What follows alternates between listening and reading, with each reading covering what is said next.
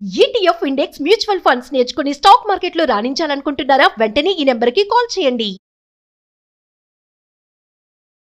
నమస్తే రమగారు. నమస్తే జయ.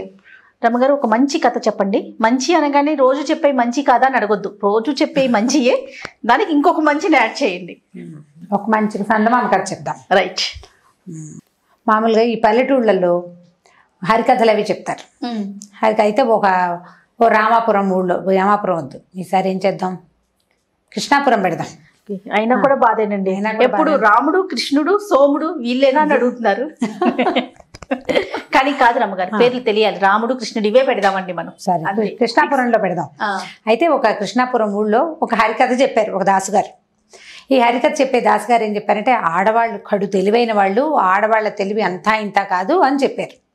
చెప్పేసరికల్లా కొంతమంది అడిగారు, ఆడవాళ్ళు ఏం తెలివిగల వాళ్ళండి, ఆడవాళ్ళకి ఏం తెలివితేటలు ఉండవు, ఏముండవు, ఆడవాళ్ళు చాలా తెలివి తక్కువ వాళ్ళండి అంటే, భలే వాళ్ళు నాయన, ఆడవాళ్ళు తెలివి తక్కువ వాళ్ళు కాదు, ఆడవాళ్ళకి ఏం లేదు, జస్ట్ కొద్దిగా 4 అక్షర ముక్కలు చెప్పి కొద్దిగా చదువు నేర్పిస్తే ఆడవాళ్ళు అంత తెలివిగల వాళ్ళు ఇంకెవరు లేరు, మగవాళ్ళకి వాళ్ళు వశం కాదు, వీళ్ళు పని చేయడానికే తప్పిస్తే తెలివితేటల్లో ఆడవాళ్ళని బీట్ చేయలేరు ఎవరు అంటే. అయితే ఆ ఊరు కరణం గారు వింటున్నారు కథ అంతా.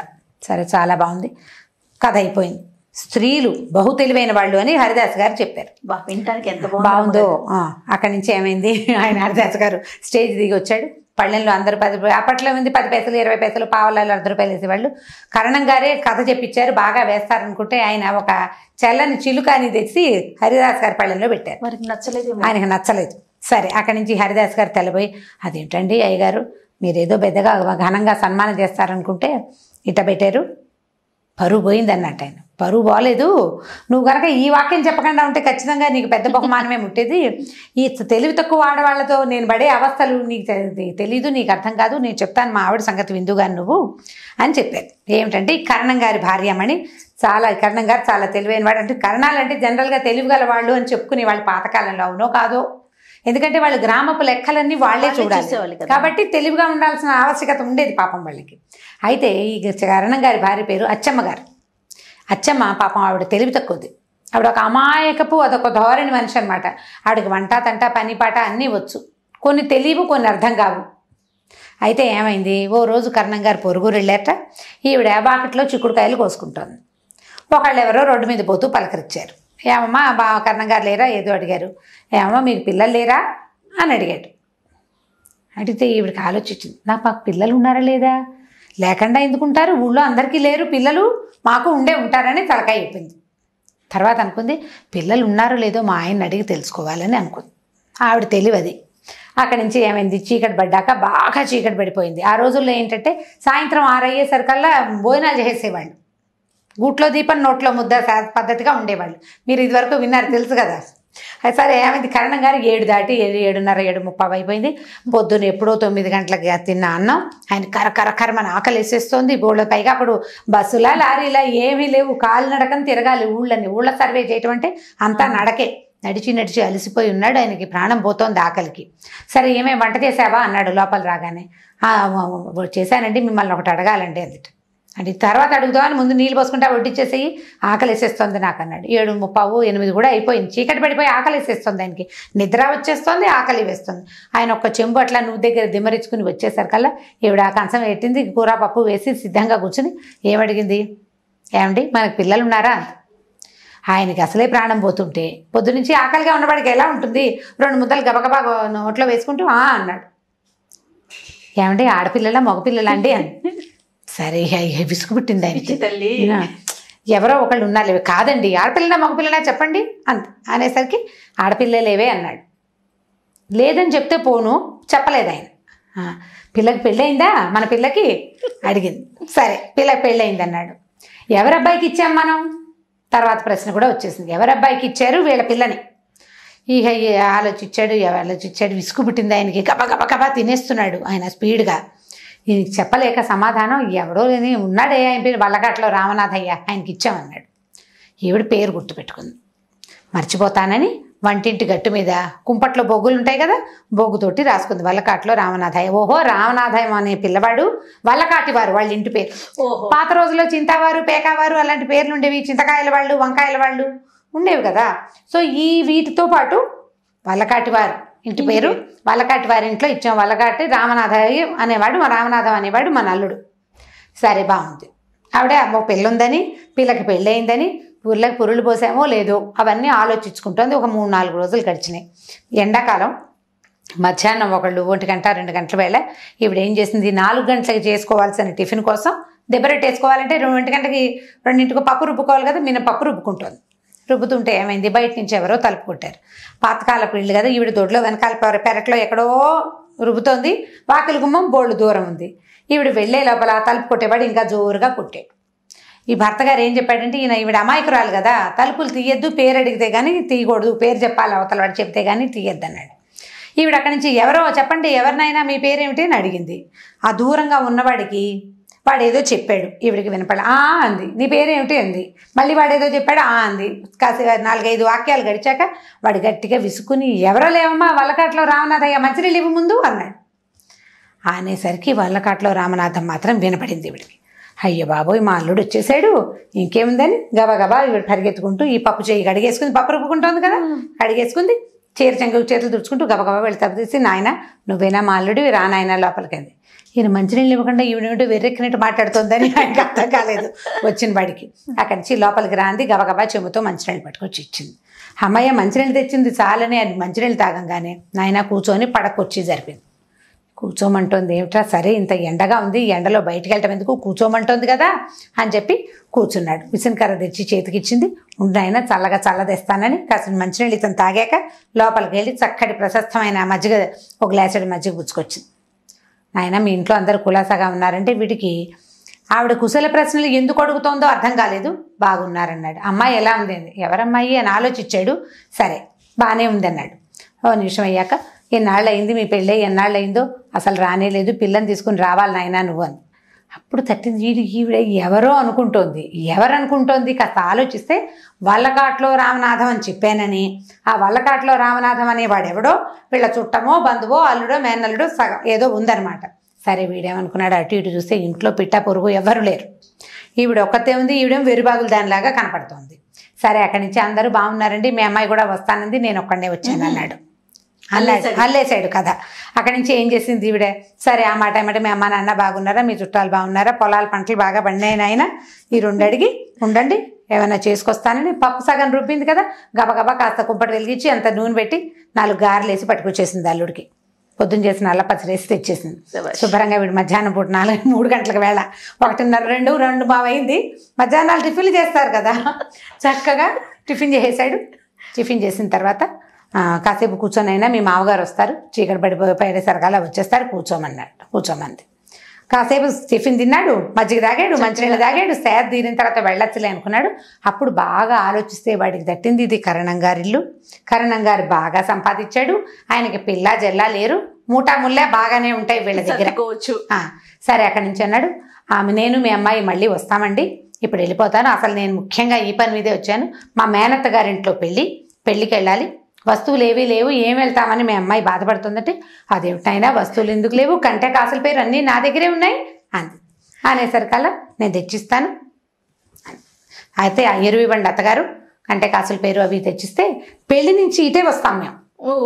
పెళ్ళికి వెళ్ళి పెళ్లి నుంచి ఇటే వస్తాం. అక్కడి నుంచి మేనత్త గారు ఇల్లు బాకిలి భోగట్టా చేశారు ఇద్దరు కలిసి. ఆవిడ ఈ మేనత్త ఊరు పేరు ఈవిడికి ఏం తెలీదు. మేనత్త లేకుండా ఎలా ఉంటారు, పిల్లలు లేకుండా దేశంలో ఉన్న వాళ్ళందరికీ పిల్లలు ఉన్నారు, అసలు లేని కూతురు చేసుకుంటోంది ఆవిడ. సరే అక్కడి నుంచి ఏం చేసింది, మీ మేనత్త వాళ్ళ కూతురు ఏ పిల్లాడి ఏ ఊరు కంఠం ఎంత ఇస్తున్నారు లాంటివి కూడా కనుక్కుంది. సంభాషణ నెరుపుతుంటే వీడు పైవాడేమోనని తెలియలే ఆవిడకి, ఇంకా ఇమర్స్ అయిపోయింది అనమాట. అక్కడి నుంచి ఏం చేసింది, వస్తువులు తేవడానికి వెళ్ళింది. 1-2 పట్టు చీరలు కూడా ఇవ్వండి అత్తగారు, పంచి చీరలేందే బంగారు వస్తువులు కనపడవసమండి అన్నాడు. సరే అది బాగుందని ఆవిడ 4 చక్కటి పట్టు చీరలు, అక్కడి నుంచి కంటే కాసుల పేరు, వంకీలు, వడ్డాణం. కంటే అంటే మెళ్ళో వేసుకునేది, గట్టిగా ఉంటుంది, రౌండ్గా ఉండి ఒక ఎలా అంటే రింగ్ లాగా ఉంటుంది కంటెంట్. కాసుల పేరు తెలుసు, కంటే కాసుల పేరు కాంబినేషన్. ఆ రౌండ్ ఇట్లా మెడ మీద ఇట్లా గుండ్రంగా ఉంటుంది, కాసుల పేరు కిందకు వస్తుంది అనమాట. ఇవి 2 వడ్డాణము, మళ్ళీ అక్కడి నుంచి వంకీలు, గాజులు అవి పట్టుకొచ్చి ఇచ్చింది. ఒక 3 పట్టు చీరలు 4 పట్టు చీరలు పట్టుకొచ్చింది. సరే ఓ చిన్న గుడ్డ ఇవ్వండి అని అన్ని మూట కట్టుకుని తీసుకున్నాడు. శుక్రవారం పొద్దునే పెళ్ళండి, పెళ్లి నుంచి భోజనాలు చేసేసి మీరు వంట ప్రయత్నం అది చేయబాకండి, సాయంకాలం అన్నం తిని ఇక్కడే వెళ్తాము, చీకటి పడే వేళకి వచ్చేస్తాము, రాత్రికి అన్నం తిని గూడుబండిలో ఇంటికి వెళ్ళిపోతామంటే మా ఊరు వెళ్ళిపోతామంటే ఎందుకునైనా మేము ఇంటికి వెళ్తాము, రాత్రికి ఇక్కడ పడుకుని శుక్రవారం పూట పిల్లని ఎట్లా పంపిస్తాం, పెళ్లి కంటే నువ్వు తీసుకెళ్తావు కానీ శనివారం పొద్దున్నే చక్కగా ఫలహారం చేసి ఇంటికి వెళ్తురు కానీ సరేనన్నాడు. అయిందా? సరే మా అమ్మాయి కులాసాగా ఉందంటే అమ్మాయి లక్షణంగా ఉందండి, ఎంతో బాగుంది, మీకోసమే అడుగుతోంది, రేపు అసలు చూడాలంటోంది, కానీ నేను ఇవాళ వస్తువులు అరుగు తీసుకోవడానికి వచ్చాను కానీ లేకపోతే మేము కూడా నేను పెళ్లి నుంచే వద్దాం అనుకున్నాను అని చెప్పాడు. ఆవిడ ప్రగాఢంగా నమ్మేసింది. దారిలో తినడానికి ఇంకో 2 గారె ముక్కలు ప్యాక్ చేసి పంపించింది అల్లుడు గారు. అల్లుడు వెళ్ళిపోయాడు. చీకటి పడ్డాక భర్త వచ్చాడు.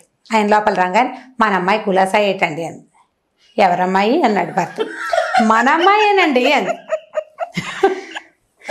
మన అమ్మాయి, మనకక అమ్మాయిలు ఎక్కడ ఉన్నారంటే అదేమిటి లక్షణంగా అమ్మాయి అంటే ఇలా పిచ్చి మాటలు మాట్లాడతారు. అసురు సంధ్య వేళ అల్లుడు వచ్చాడు, గారెలు తిన్నాడు, పాపం పిల్ల పెళ్ళికి వెళ్ళాలట, దాని దగ్గర వస్తువులు లేవు, అలా ఇవ్వకుండా అన్నీ మన ఇంట్లోనే పెట్టుకున్నాం, మనమేమిటండి మరీ విడ్డూరంగాను, దాని వస్తువులు దానికి ఇవ్వద్దు పిల్లకి, అందుకని ఎరువేట తర్వాత ఇస్తానన్నాడు. శుక్రవారం ఎరువేనండి, మరి మీరు మీ వస్తువులు మాకెందుకన్నాడు, బంగారు కొండండి మా నల్లుడు, ఎక్కడైనా మనకు ఒకతే పిల్ల ఉంది, అసలు వాడని పట్టు చక్కపోవచ్చు, పట్టుకెళ్ళటం లేదు, ఎరువే అడిగాడు. 4 రోజులు ఉంచుకుని పెళ్ళికి పెట్టుకున్నాక శుక్రవారం నాడు పట్టుకొచ్చి ఇచ్చేస్తాడు. అనగానే కంటే కాసులు ఈయన వెంటనే ఏ వస్తువులు ఎరువు ఇచ్చావే అన్నాడు. కంటే కాసుల పేరు లెక్క లైన్ చెప్పేసింది ఆవిడ. ఇంకేమి ఇచ్చామంటే పట్టు చీరలు ఇచ్చాను, గారెలు వేసి పెట్టాను. ఎవడే వాడను వల్లకట్లో రామనాథం అండి మనకు. కానీ నిర్ఘాంతపోయాడు. అయ్యో ఆ రోజు మనకి పిల్లలు లేరని ఒక్క వాక్యం చెబితే సరిపోయేదానికి అనవసరంగా విసుగుపడి అలా వలకాట్లో రామనాథం అని చెప్పాను వెరిబాగులు దానికి. వాడెవడో ఈ మాట విన్నాడో ఇదే అందించిందో దీని తెలివితేటలు ఎక్కువైపోయి వాడు కాస్త వచ్చి కొట్టుపోయాడు. ఇంకేముందని ఓర్మని నెత్తిమీ చేతులు పెట్టుకుని ఏడవటం మొదలెట్టాడు కర్ణం గారు. ఇన్నేళ్ళు సంపాదించింది మొత్తం మూట వల్ల పోయింది, బంగారు వస్తువులన్నీ ఇచ్చేసింది ఆవిడ. ఆయన ఏడుస్తుంటే ఈవిడేమనుకుంది, అయ్యో అల్లుడికి కూతురికి ఏమైనా ముంచుకొచ్చింది, ఈయన బయట నుంచి వచ్చాడు తెలుసుకొచ్చి ఉంటాడు, ప్రయాణంలో అల్లుడికి ఏదో అయిందని ఆవిడ ఏడవటం మొదలుపెట్టింది. పిచ్చి తల్లి ఏడుస్తుంటే చుట్టుపక్కల వాళ్ళు చేరారు. చేరితే ఏముంది లబో దిబో, ఈవిడేమో మా అల్లుడు వచ్చాడంటుంది, నా బొంద నేనేదో చెప్తే వాడెవడో ఎత్తుకుపోయాడంటాడు ఆయన. ఇక వస్తువులు పోయాయని ఏడుస్తున్న కర్ణం గారిని, లేని కూతురికి అల్లుడికి ఏదో జరిగిందని ఏడిచే అచ్చమ్మ గారిని ఇద్దరిని ఓదార్చి ఆ ఊరి జనం ఇలా కర్మానికి ఎవడ కర్తలు అని అనుకుంటూ పోయారు. ఇప్పుడు హరిదాస్ గారికి ఈ కథ చెప్పారనమాట కర్ణం గారు. అంత తెలివిగల స్త్రీతోటి ఉంటున్నాను నాయన, స్త్రీలు తెలివిగల వాళ్ళు అని నువ్వు చెబితే నాకు నీకు డబ్బులు ఇవ్వాలనిపించట్లేదు, మరోసారి మా ఊరు రాకు.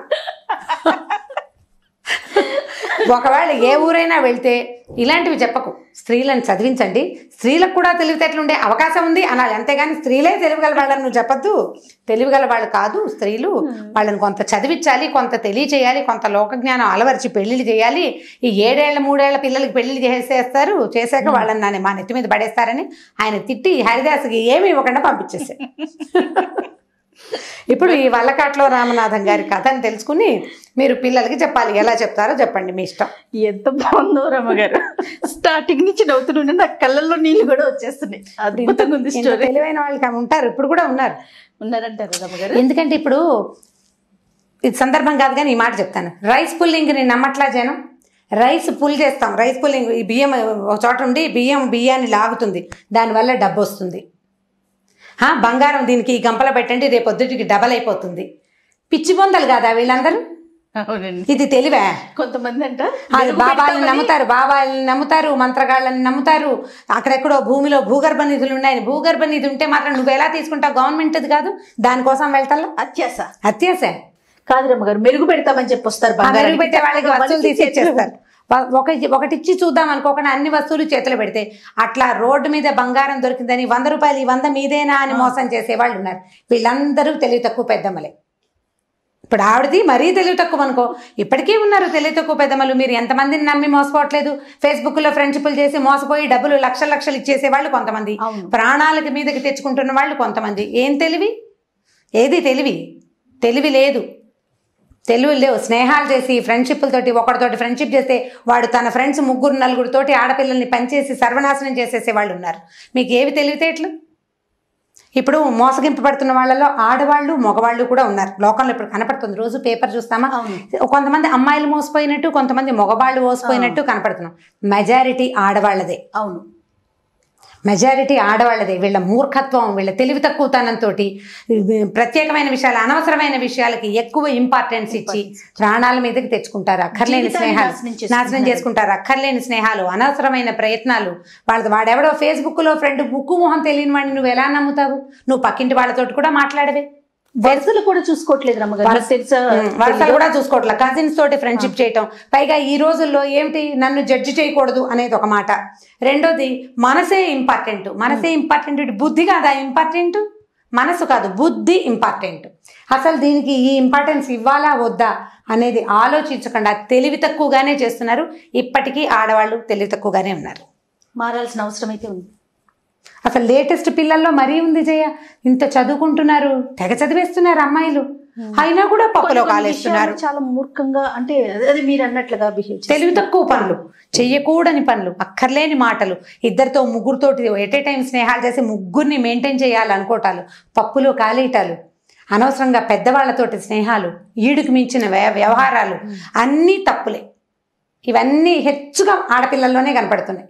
ఇప్పుడు మీరంతా నా మీద యుద్ధానికి రావద్దు, పేపర్లో ఉన్న సెన్సెస్ని బట్టే చెప్తున్నా. ఎగ్జాక్ట్లీ రమ్మగారు. న్యూస్ పేపర్ చూస్తామా, మోసపోయిన మగవాళ్ళ కథలు కనపడతాయి. అవి 4 ఉంటే 10 ఉంటున్నాయి.